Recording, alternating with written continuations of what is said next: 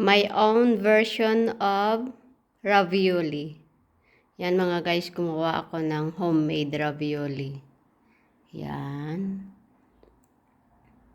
Medyo mahirap ng konti. Nakakapagod sa kamay. Pero worth it. Yan, nag-create po ako ng sarili kong recipe. Yan, ravioli. Para may lunch tomorrow. Yan, ang sarap-sarap. Yan. Ang loob po niya na ang palaman po niyan is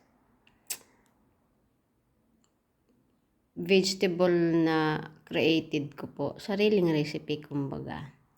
Yan. Lalagain na lang bukas ng 15 minutes. Yummy na ang aking lunch with salad.